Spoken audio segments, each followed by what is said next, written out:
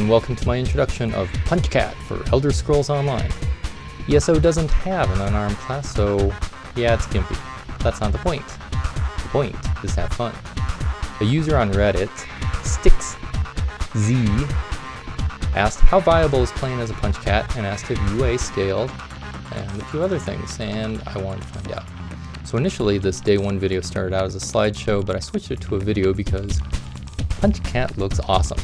Not using weapons is actually fun. I mean, check out this haymaker. I just block the steel blade with my claws, flatten this guy. Get a mistake for that glass jaw.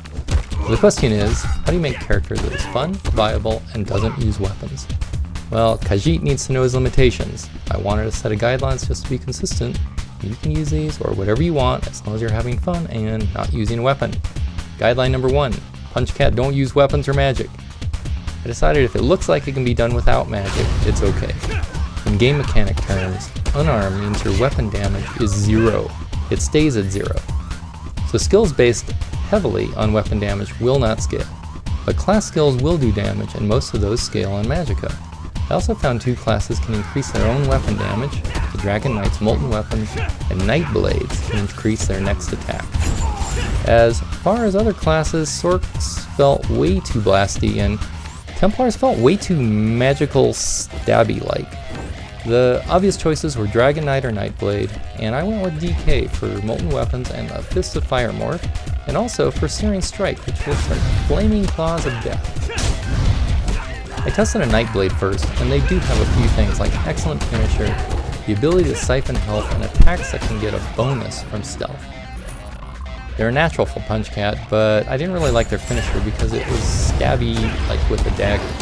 Punchcat don't use weapons, and it looked like a weapon, so I switched to DK, which is more like a crazy pyromaniac spewing rum 151 on everything and lighting them on fire. Nightblades were more ninja-like if that's your Punchcat style, but I wanted more of a drunken badass looking for a brawl and burning down the bar. It's all role-playing, so choose your poison, and I chose Rum 151. When I created my DK, I tried to skip Fiery Chains to get Searing Strike.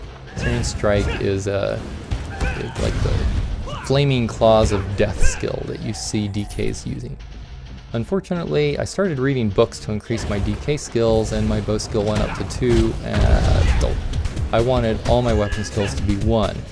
But I don't feel like re-rolling just to do that, so I am counting 2 as a very small number 1. So that led me to my next guideline number 2. Punchcat, don't read. If paper ain't part of a quest, you don't pick it up. So I went ahead and bought Fiery Chains to level to the next skill line, and I used it. And that made me realize my next guideline, which is number 3, Punchcat cheats with style. I decided the Punchcat will use anything handy he finds to win a fight except for weapons. He'll knock things down with a rock to the head, pull things in with a chain, throw ashes into opponents' eyes, drink potions of dragon blood to heal quickly, and spit flammable liquid on groups and light it up. With his claws on fire just to burn people, just to hear people scream. And that is why Punchcat is like Honey Badger. He just don't care. Look at the skills and decide which ones do not fit into your Punchcat style. Don't learn those skills unless it's the first one. On one quest, Punchcat died a lot, and that meant I wasn't having a lot of fun.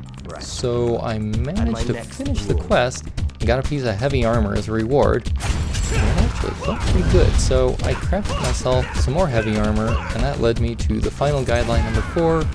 Punchcat has to be tough.